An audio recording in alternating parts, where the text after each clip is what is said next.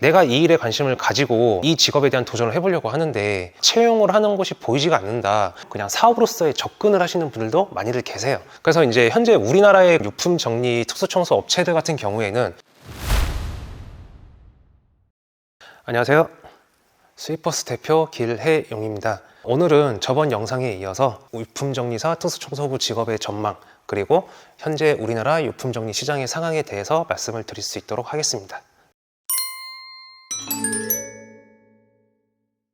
이제 유품정리사 특수청소부에 대한 직업에 대한 그런 관심을 가지시고 취업에 대한 도전을 하시는 분들이 많이들 계세요. 실질적으로 저희에게도 이제 연락이 오는 경우가 있는데요. 이제 이분들께서 항상 하시는 말씀이 뭐냐면 내가 이 일에 관심을 가지고 이 직업에 대한 도전을 해보려고 하는데 채용을 하는 곳이 보이지가 않는다. 이 일을 하기 위해서는 도대체 취업을 어떻게 해야 되냐라고 많이들 물어보세요. 그래서 업체에 여기저기 연락을 해서 뭐 직원을 모집을 하는지 뭐 계약직으로 뭐 일을 할 수 있는지 아니면 하루 일당이라도 벌 수 있는지 이렇게 문의를 했지만 이런 업체에서는 직원 모집을 하지 않는다고 한다. 도대체 왜 이러냐? 우리나라 그런 유품정리 특수청소 업체가 개인적인 사업으로 영세하게 운영이 되기 때문에 모르시는 분들을 채용을 하지는 않을 겁니다. 라고 말씀을 드리는 편이에요.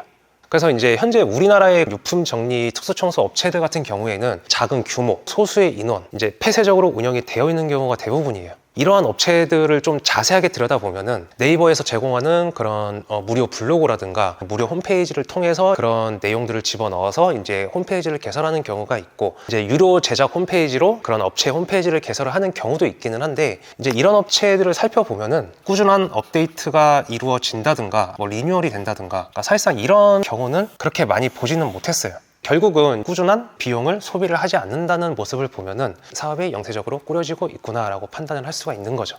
그러니까 업체의 홍보글이라든가 고객의 유입을 위한 그런 작업 전후의 사진들. 그러니까 이제 사실상 이러한 내용들만 올라와 있지 직원 모집을 하는 글들은 거의 이제 있지가 않거든요. 이런 업체들에 대해서 취업은 좀 어렵다라고 볼 수가 있는 것이고 진짜 사업자 번호조차 없는 업체들도 많이 있고 사업자 번호는 있지만 집 주소로 사업자 등록이 되어 있다든가 소형 점포 뭐 10평 미만의 크기로 사업자 등록을 하시는 분들이 대부분이에요. 결국은 이제 이 내용을 종합적으로 살펴보면은 우리나라 같은 경우에는 상조처럼 기업으로서의 발전을 이룬 유품 정리 업체는 아직 존재하지 않는다라고 얘기할 수가 있는 것이고 개인적인 소규모의 사업체로 영세하게 사업이 운영이 되고 있다. 이렇게 영세하게 운영이 되다 보니까 친족이라든가 친구라든가 지인을 통해서 이렇게 사업을 유지를 하지 모르는 사람을 채용을 해서 이 사업을 운영하는 경우는 별로 없다라고 생각을 하셔야 됩니다.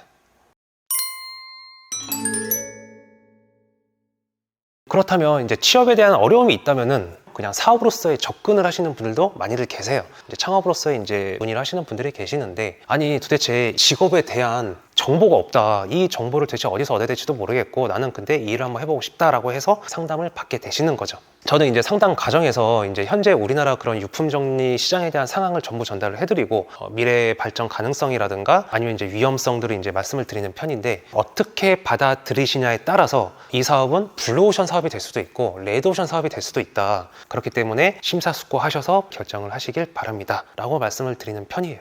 추후에 진짜로 창업을 하시는 분들도 계시고 좀 더 생각을 해보겠습니다 라고 해서 보류를 하시는 분들도 계세요. 근데 이제 제 입장에서 제일 난감하신 분들은 이런 무리한 요구를 하시는 분들이에요. 내가 이 직업에 대한 도전을 한번 해보고 싶어. 그러니까 창업 좀 하게 도와줘. 이렇게 말씀을 하신다든가 일을 한 곳씩 나한테 주세요. 그러면 내가 일 하나 하고 여기서 얼마 대표님한테 드리면 되잖아요. 그렇게 말씀하시는 분들도 계시고 제가 지금 가족이 좀 많은데 실직을 했습니다. 그래서 좀 어려운 상황인데 도와주십시오. 회사가 서울 경기 쪽에 있으니까 밑에 지방 쪽에는 좀 내려오기가 어렵지 않냐. 남부 지방에 일이 들어오면은 자기한테 일을 달라 라고 말씀하시는 분들도 계세요. 저는 모두 거절을 하죠. 그러니까 막연한 기대감으로 찾아오셔서 그냥 일방적인 요구를 이제 저희에게 하시는 거죠. 그러면은 이런 직업에 도전을 하시려는 분들에 대해서 안정적인 정착을 위해서 조력자의 역할을 하게 되는 거지 인생이라든가 수익을 책임지는 사람이 아닙니다 라고 말씀을 드리죠. 약간 화를 내시면서 돌아가시는 경우가 좀 있어요. 그래서 저도 이제 기분이 썩 좋지는 않고요. 사업에 대한 접근을 하신다고 하더라도 결국은 이제 본인의 노력에 따른 성공에 달렸다고 볼 수가 있는 거죠. 본인이 영업을 한다든가 온라인 광고를 한다든가 한다든가 특별한 서비스를 내세운다든가 이렇게 해서 살아남아야지, 내가 그냥 돈 내고 창업을 했다고 해서 일 언제 주나 하면서 그냥 기다린다고 하면은 사실상 저는 창업을 하지 마세요라고 말씀을 드리는 편이에요. 현재 유품정리사 특수청소부 도전에 있어서 아직 취업으로서의 어려움은 있다. 우리나라 유품정리 특수청소 업체들이 작은 규모와 소수의 인원으로 명세하게 사업이 운영이 되기 때문에, 그리고 사업적으로 접근을 하더라도 어떻게 해석하냐에 따라서 이 사업이 좋을 수도 있고 나쁠 수도 있기 때문에 본인의 노력이 들어가야지만 이 사업을 성공을 할 수 있습니다. 그렇기 때문에 심사숙고하세요 라고 말씀을 드리는 편이죠. 네. 그래서 왜 이 사업이 블루오션 또는 레드오션으로 해석이 되냐면은,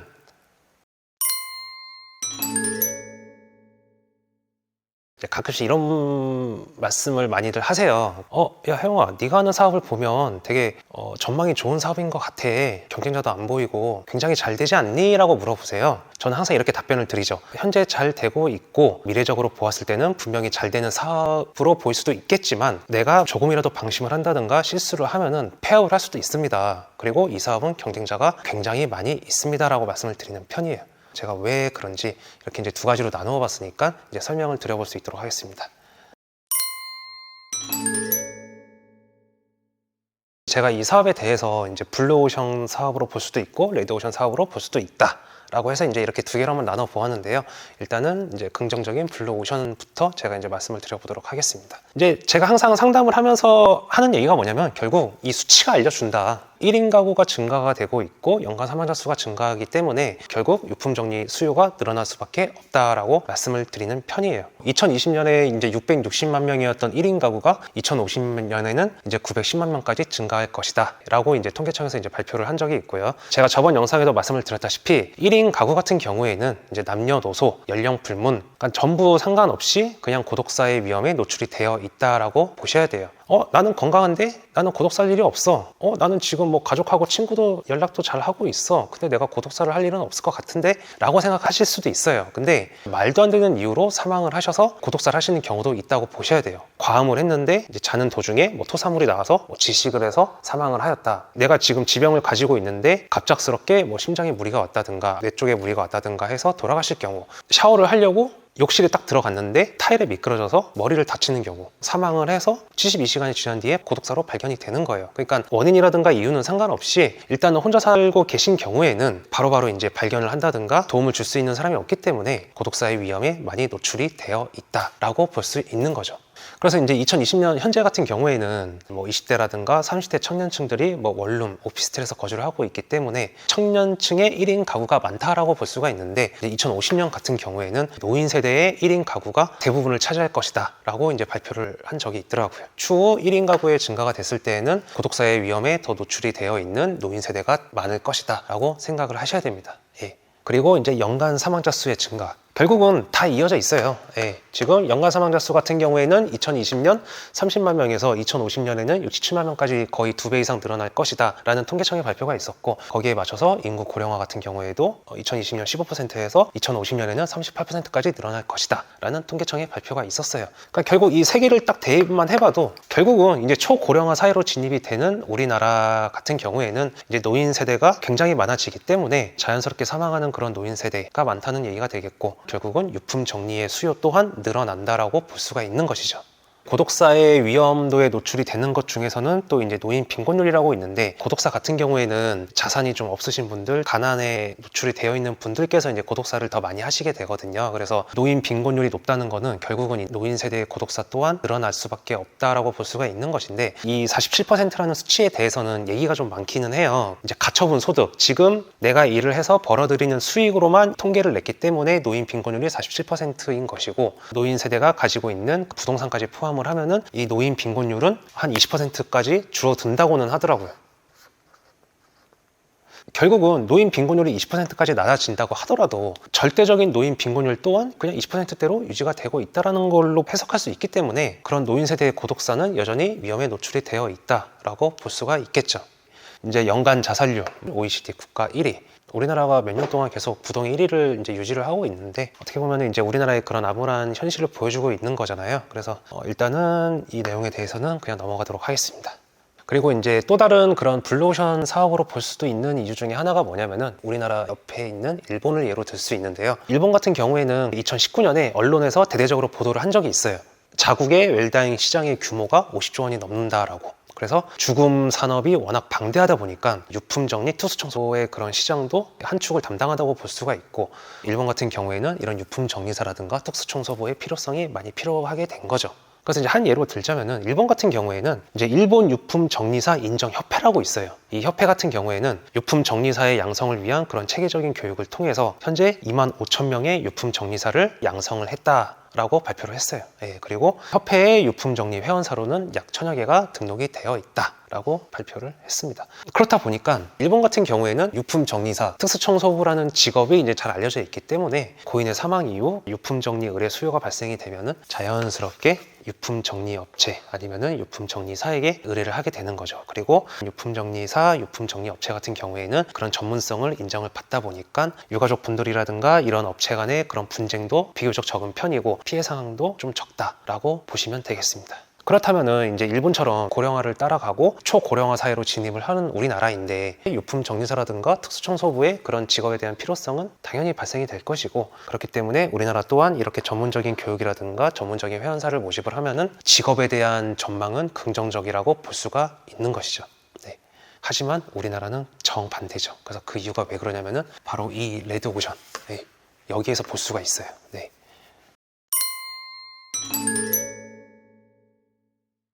그래서 이제 반대로 바라보자면은 이 직업은 어떻게 보면은 굉장히 레드오션 사업으로 볼 수가 있는 것인데, 저는 항상 이 일에 관심을 가지시고 최초 상담을 진행을 할 때 항상 하는 얘기가 있어요. 혹시나 지금 어떠한 직업을 가지고 계신지요, 어떠한 사업을 하고 계신지요, 그 일을 포기하면서까지 이 직업을 도전하려고 하지는 마세요.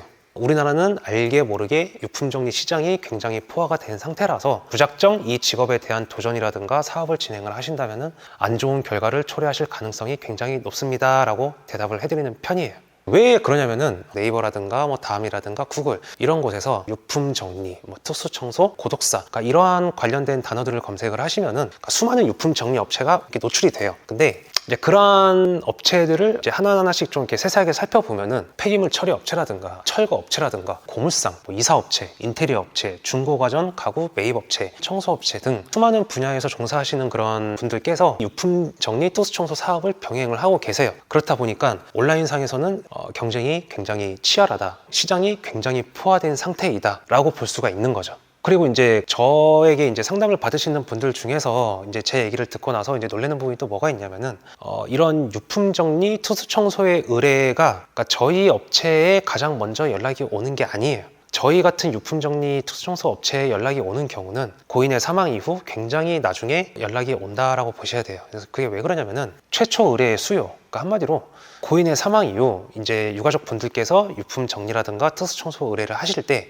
가장 먼저 유가족 분에게 영업이 들어가는 곳이 어디냐? 고인의 시신을 수습하는 운구 차량, 고인의 장례를 진행하는 장례식장, 고인의 장례를 진행하는 상조, 고인의 화장을 진행하는 화장터에서 유가족 분들에게 가장 먼저 영업이 들어가요. 이제 유가족 분들께서는 최초에 이 네 곳에 의뢰를 맡기게 되는 거고, 아닙니다, 우리는 지금 고인의 장례에 집중을 하고 있기 때문에 집 정리라든가 집 청소 같은 경우에는 나중에 생각을 하겠습니다. 이제 이렇게 말씀을 하시는데, 그런 경우에 이제 그런 지인이라든가 아니면 온라인상을 통해서 이제 업체를 선정을 하게 되는데, 저희 같은 유품정리 투수청소 업체 이외에도 이러한 업체들에게 비교 견적을 하면서 그런 집 정리라든가 집 청소를 의뢰를 하시게 되는 거죠.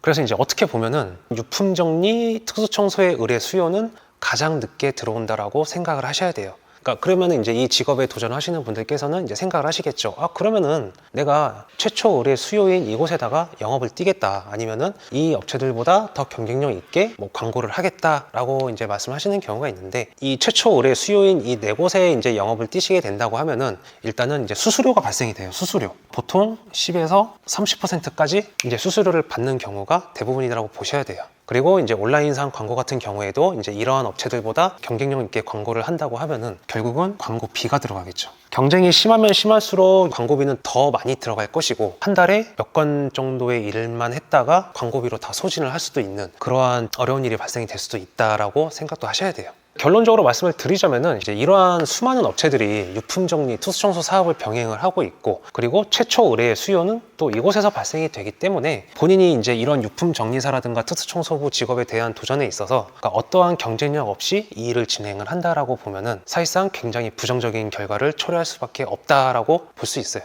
그래서 제가 항상 드리는 말씀이 이 직업에 대한 도전을 위해서는 심사숙고하셔라 라고 말씀을 드리는 거죠. 그래서 이제 이러한 문제가 왜 발생이 되냐면은 사실상 우리나라는 이 유품정리사 특수청소부와 관련된 직업 가이드라인이 전혀 존재하지 않아요. 이제 아까 말씀드린 대로 이제 일본 같은 경우에는 전문적인 교육 과정을 통해서 뭐 유품정리사를 양성을 했다라고 했는데, 현재 우리나라 같은 경우에는 이런 직업에 대한 가이드라인이 전혀 없기 때문에 이제 자격도 없고 이 일을 시작하기 위해서 받아야 되는 인허가도 전혀 존재하지 않는다라고 볼 수가 있는 거죠. 이 유품정리사라는 직업이 한국직업사전 통합본 제5판에 등록이 되었을 뿐이에요. 이 직업에 대한 업무에 대해서 아직 그런 부처 간의 협의도 전혀 이루어지지 못한 상태이기 때문에 이제 직업과 관련된 규정도 전혀 없고 가이드라인도 전혀 존재하지 않는다라고 볼 수가 있는 거죠. 그러면은 이 일을 시작하기 위해서는 어떻게 해야 되죠? 라고 물어보시면은 그냥 세무서 가셔서 사업자 등록만 하시면 됩니다. 청소업 가셔서 그냥 청소업으로 등록을 하세요 라고 말씀을 드려요. 저 같은 경우에도 이제 10년 전에 이 사업을 시작을 하려고 했을 때 세무서라든가 보건복지부라든가 환경부라든가 구청 이 네 곳에 문의를 했었고 이제 답변을 받은 적이 있었는데요. 사실 그때 일을 생각을 하자면은 되게 엉성하다는 생각을 좀 많이 받았어요. 10년이 지난 현재까지도 아직도 이제 이러한 직업에 대한 관련된 규정이라든가 가이드라인이 이제 전무하기 때문에 제가 전에 있었던 그런 여러 가지 사건들에 대해서 좀 이제 한번 말씀을 드려보도록 하고, 다음 영상에는 나는 이 영상을 보고 이 직업에 대해서 나는 그냥 사업적으로 접근을 할래, 사업을 시작을 하게 되면은 나는 과연 어떤 준비를 해야 될까, 장비라든가 차량이라든가 이제 이런 준비물들, 준비할 것들, 이제 이런 부분들에 대해서 이제 좀 본격적으로 이제 내용을 한번 이어나가도록 해보겠습니다. 그래서 이제 오늘의 영상은 여기까지고요. 저는 또 이제 다음 영상에서 찾아뵙도록 하겠습니다. 감사합니다.